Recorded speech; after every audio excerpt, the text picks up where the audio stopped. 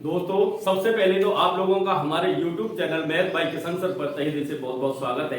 आइए देखते हैं कि आज जिस टॉपिक को लिया गया है वो टॉपिक बहुत ही इंटरेस्टिंग है और इतने अच्छे तरीके से उसको समझाने वाले हैं कि आपकी समझ में 101% ऐसा आएगा कि आप उसे लाइफ टाइम भूल नहीं पाएंगे और आपको उसमें रट्टा मारने की कोई आवश्यकता नहीं पड़ेगी।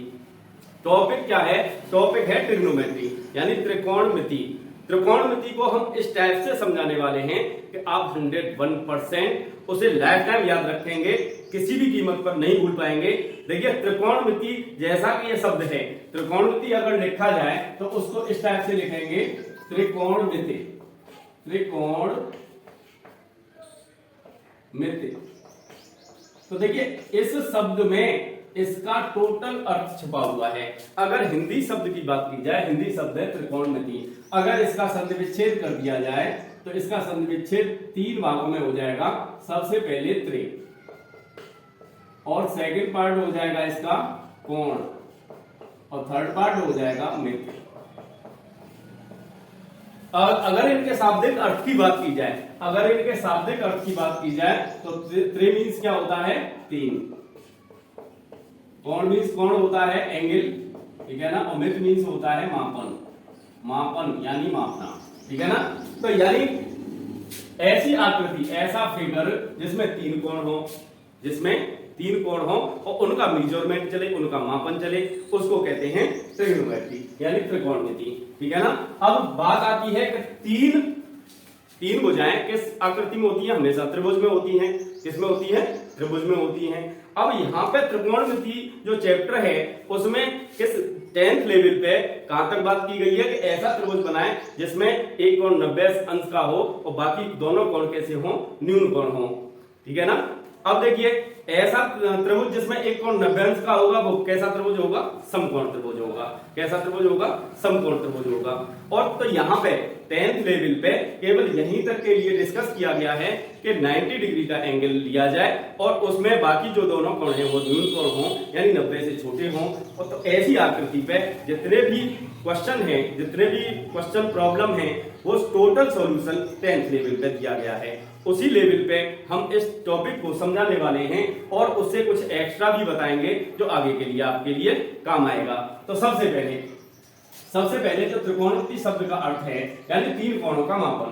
3 कोणों का मापन करना है इस चैप्टर के अंतर्गत। अगर 3 कोण बनाए जाएं तो त्रिभुज बनेगा, ये निश्चित है। क्या बनेगा? त्रिभुज बनेगा, जिसमें एक कोण कितने अंश का लेना है? हमें 90 अंश का। और ये दोनों कोण कैसे लेने हैं? न्यून कोण। कैसे लेने हैं? न्यून कोण। अब देखिए, ये भी न्यून कोण लेना है। इसके नाम डाल दिए जाएं जैसे ए बी सी, तो ये समकोण त्रिभुज बन गया। कैसा त्रिभुज बन गया? समकोण त्रिभुज।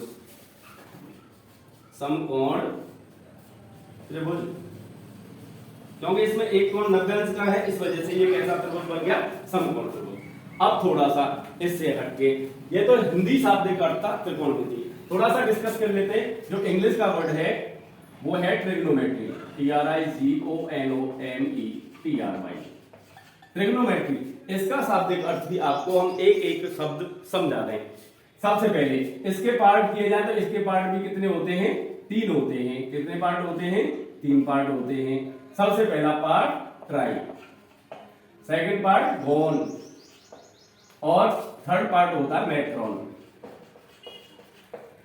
तो ट्राई का मतलब होता है 3, इसका मतलब क्या होता है? 3। और गोन मीन्स होता है एंगल और मेट्रॉन मीन्स होता है मेजरमेंट। अब देखिए, यहां पे भी इसका शाब्दिक अर्थ वही निकल के आ रहा है जो हिंदी का शाब्दिक अर्थ है, ठीक है ना। यहाँ पे थोड़े से शब्द डिफर हो रहे हैं। इंग्लिश और हिंदी में केवल यही डिफरेंस है कि हिंदी के जो शब्द होते हैं वो चमाक्षम होते हैं, एकदम एग्जैक्ट होते हैं। क्योंकि इसमें देखिए, त्रिकोणमिति के जैसे शाब्दिक अर्थ किया त्रि कोण और मिति, तो त्रि का मतलब 3, कोण और मिति मीन्स मापन। अब यहाँ पे एक एक शब्द क्लियर हो रहा है, यानी इसी में सब कुछ इसी से संबंधित है। त्रि 3, कोण, मिति, मापन, यानी पहला अक्षर तीनों में तालमेल खा रहा है। लेकिन इसमें थोड़ा सा बात की जाए, देखिए ट्राई लिख दिया, गोन, चलो ये भी तालमेल खा रहा है। लेकिन यहाँ पे थोड़ा सा शब्द हट रहा है, ये मेट्रॉन, यहाँ पे क्या है? मैट्री। ठीक है ना। तो थोड़ा सा इंग्लिश हिंदी में ये डिफरेंस है। मेट्रॉन मीन्स मेजरमेंट, मेट्रॉन मीन्स मेजरमेंट, ठीक है ना। One means angle, try means three, try means क्या, थ्री। यहाँ पे जो अर्थ लिए गए हैं यानी थ्री एंगल का मेजरमेंट किया जाए किसी फिगर के अंतर्गत, तो वो कहलाता है ट्रिग्नोमेट्री। क्या कहलाता है, ट्रिग्नोमेट्री। अब यहाँ पे थोड़ा सा एक टॉपिक और कि ट्रिग्नोमेट्री में जो शब्द आते हैं साइन, कॉस, टेन, कॉट, सेक, कोसेक, तो सबसे पहला जो शब्द है साइन, वो किससे लिया गया है, साइनस से। सबसे पहले इसका प्रयोग 500 ईसा पूर्व किसने किया था, भारतीय गणितज्ञ थे, महान गणितज्ञ थे श्री आर्यभट्ट। आर्यभट्ट जी ने इसका प्रयोग सबसे पहले साइन का प्रयोग किया था। किसने, आर्यभट्ट ने। साइन का प्रयोग किसके लिए किया था, अर्धजीवा के लिए। किसके लिए किया था, अर्धजीवा के लिए। इसमें काफी सारे मैथमेटिशियन हमने डिस्कस किया, तो उसमें अर्धजीवा को, जीवा को अलग और अर्ध को अलग, यानी जीवा को सुरक्षित रख लिया गया। इसका अर्थ किससे लिया गया, जीवा से अर्थ लिया गया।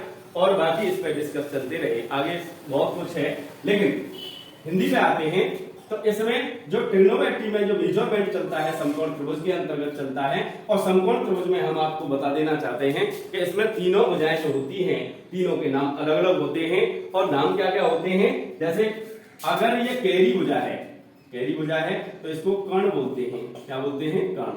और जो लंबी खड़ी हुई है इसे बोलते हैं लंब। और जो आड़ी भुजा है इसको बोलते हैं आधार। क्या बोलते हैं, आधार। एक बार फिर समझा दें कि आड़ी भुजा को आधार, लंबी भुजा को लंब और कैरी भुजा को कर्ण।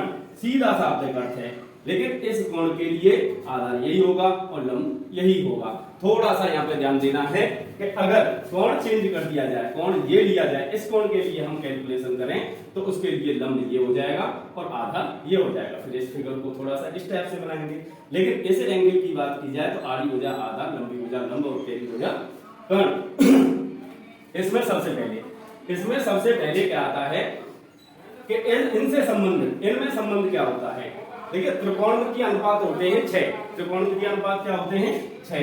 सबसे पहले इस टॉपिक को लिखा जाए, त्रिकोणमितीय अनुपात। त्रिकोणमितीय अनुपात।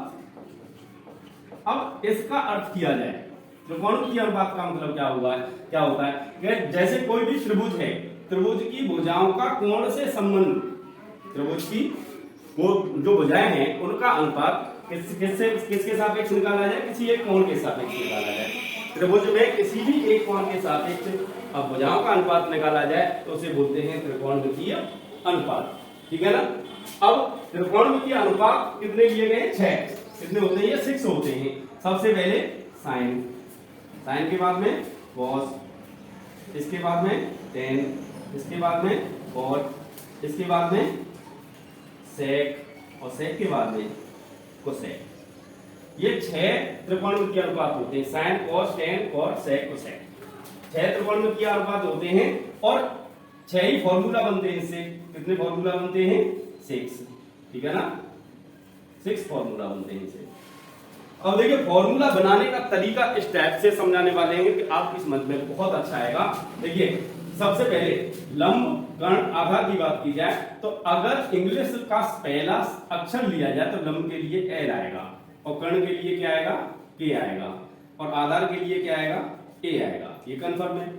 लंब के लिए एल आएगा, कर्ण के लिए के आएगा और आधार के लिए ए आएगा।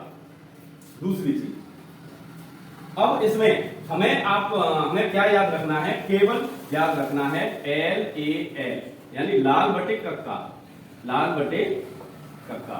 हिंदी में लिखे तो लाल बटे कक्का। ये आपको याद रखना है। क्या याद रखना है, लाल बटे कक्का। अब इसको थोड़ा इंग्लिश में कन्वर्ट कर दिया जाए तो एल ए लाल होगा, के ए इसको कक्का बोलेंगे। तो इसके अनुसार हम ये सभी फॉर्मूला बनाने वाले हैं। आपको याद क्या रखना है, केवल लाल बटे कक्का, ये याद रखना है। इनका अर्थ आपको बताइए, एल का मतलब लंब, ए का मतलब आधार और के का मतलब कर्ण। सबसे पहले होता है साइन। अगर इस एंगल को हम ए मान लें, जैसे ये ए एंगल है, साइन ए, एंगल ए भी ले सकते हैं, थीटा भी ले सकते हैं, थीटा भी एंगल होता है। तो ए के लिए अगर फॉर्मूला बनाए, कोई भी कोण हो सकता है, कोण alpha, beta, gamma, theta, A B C Z X Y Z, कोई भी एंगल हो, एंगल से कोई फर्क नहीं पड़ता। अगर साइन ए की बात की जाए साइन ए की बात की जाए तो सबसे पहले इसमें क्या आ रहा है, एल बटे के, क्या आ रहा है, एल अपॉन के। तो एल का मतलब लंब और के का मतलब कर्ण। तो पहला फॉर्मूला बन गया आपका लंब बटे कर्ण। अगर दूसरे फॉर्मूला की बात की जाए तो ये आधार बटे ए अपॉन के आएगा, क्या आएगा, ए अपॉन के। ए का मतलब क्या होता है, आधार, और के का मतलब क्या होता है, कर्ण। अगर तीसरे फॉर्मूला की बात की जाए तो तीसरा फॉर्मूला आपका ये बन रहा है एल अपॉन ए, एल अपॉन ए।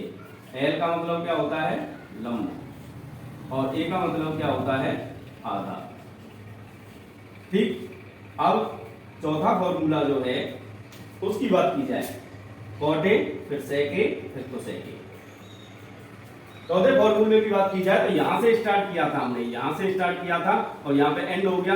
अब यहां से स्टार्ट कर दो, ए अपॉन एल, क्या लिखेंगे, ए अपॉन एल। और अगर सेके की बात की जाए तो के अपॉन ए, क्या लिखेंगे, के अपॉन ए। और कोसेके की बात की जाए तो के अपॉन एल, के अपॉन एल। अब इसको हिंदी में कन्वर्ट कर दो, ए का मतलब आधार और एल का मतलब लंब, यहां पर के का मतलब कर्ण और ए का मतलब आधार। अगर यहां पे देखा जाए तो इसका मतलब कर्ण, कर्ण बटे एल का मतलब लंब। तो ये 6 फॉर्मूला आपके कंप्लीट होते हैं इस टाइप से। अब देखिए इसके बाद में 8 फॉर्मूला ट्रिग्नोमेट्री के ऐसे हैं जो अक्सर यूज होते हैं हर कैलकुलेशन में, हर क्वेश्चन की कैलकुलेशन में। ट्रिग्नोमेट्री के जितने भी क्वेश्चन हैं उनमें हर क्वेश्चन में ये फॉर्मूला यूज होते हैं और बहुत ही इजी फॉर्मूला है। इस टाइप से आपको समझाएंगे कि आपकी 101% समझ में आएगा। देखिए फॉर्मूला क्या है, जैसे ट्रिग्नोमेट्रिक रेशियो होते हैं 6, तो उसके लिए 6 अगर लिखते हैं तो सबसे पहले 6 ट्रिग्नोमेट्रिक रेशियो ये होते हैं। सबसे पहला तो होता है साइन, अगर एंगल थीटा लगा दें, थीटा लगा लो, ए लगा लो, एक्स वाई कुछ भी लगा लो, साइन थीटा। दूसरा होता है कॉस थीटा, तीसरा होता है टेन थीटा, और चौथा होता है कोट थीटा, पांचवा सेक थीटा और छठवां कोसेक थीटा। अब देखिए थोड़ा सा ध्यान देंगे, अगर हम इनको लिख लें साइन, कोस, टेन, कॉट, सेक और कोसेक, ये 6 ट्रिग्नोमेट्रिक रेशियो लिखी है।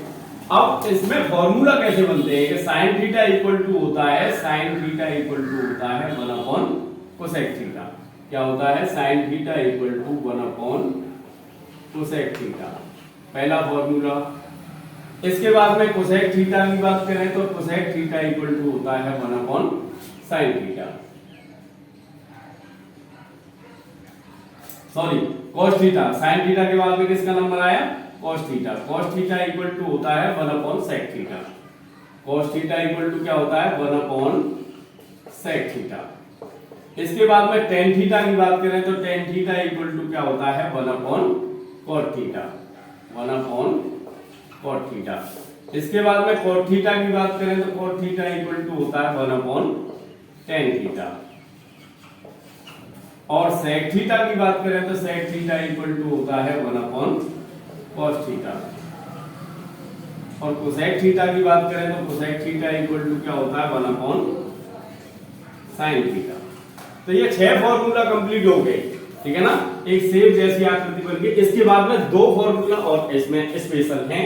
2 फॉर्मूला कौन से हैं, एक 7वां फॉर्मूला है टेन थीटा का, दोबारा फॉर्मूला होता है टेन थीटा, और 8वां होता है कॉट थीटा का formula. Tan theta equal to होता है sine theta upon cos theta. क्या होता है, sine theta upon cos theta. और कॉट थीटा इक्वल टू होता है cos theta upon sine theta. क्या होता है, cos theta upon sine theta. ये 8 फॉर्मूला कंप्लीट होते हैं।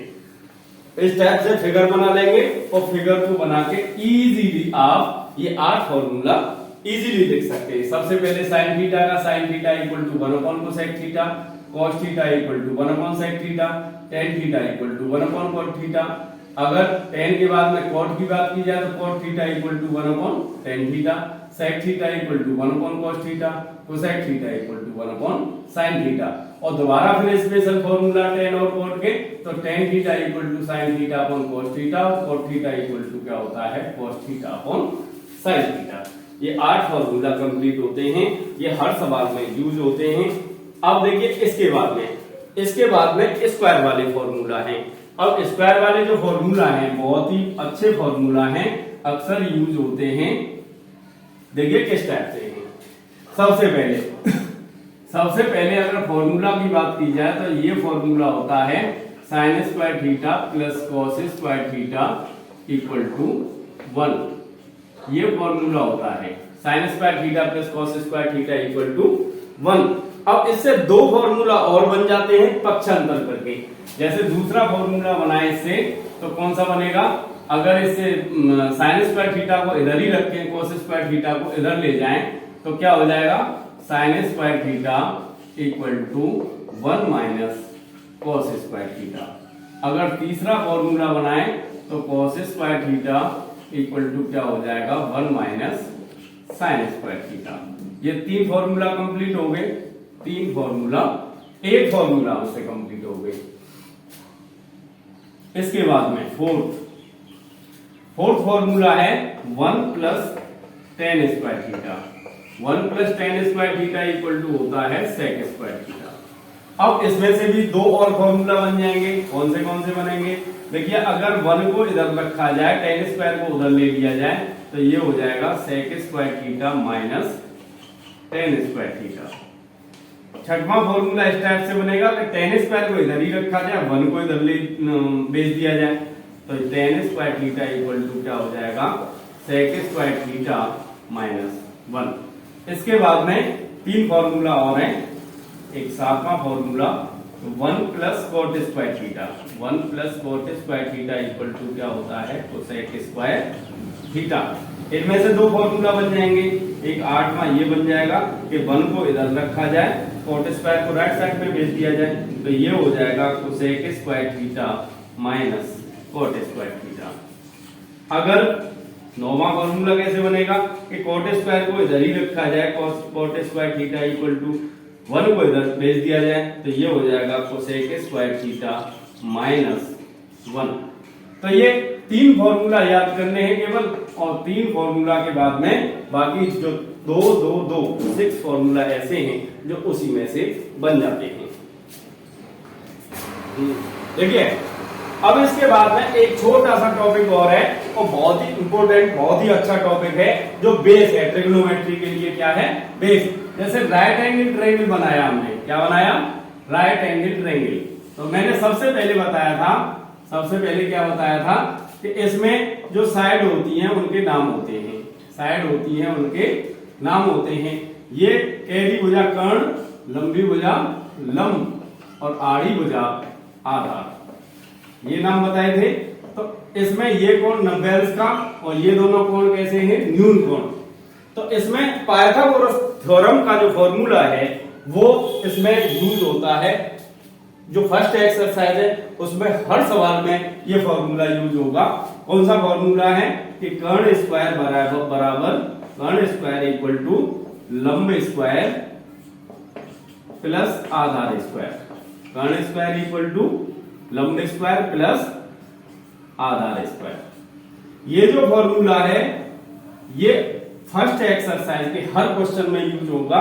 इसको अगर लंब को L मान लें, इसे K मान लें, इसे A मान लें, तो ये इसको इस टाइप से भी लिख सकते हैं K square equal to L square plus A square. Question में जो फिगर दे रखा हो तो फिगर के आधार पर भी लिख सकते हैं। जैसे कर्ण ये है AC साइड है, तो ऐसे भी लिख सकते हैं AC square equal to BC square plus AB square, BC square plus AB square. तो इस टाइप से भी इस फॉर्मूला को लिख देते हैं। तो ये जो फॉर्मूला है, बहुत ही अच्छा फॉर्मूला है, अक्सर हर सवाल में यूज होगा। दोस्तों अगर ये वीडियो आपको पसंद आई हो तो इसे लाइक करें, शेयर करें, कमेंट करें, और अगर आप हमारे चैनल पर नहीं जुड़े हैं तो हमारे चैनल को प्लीज सब्सक्राइब कर लें, जिससे कि आगे आने वाली वीडियो का नोटिफिकेशन सबसे पहले आप तक पहुंच सके। Thank you.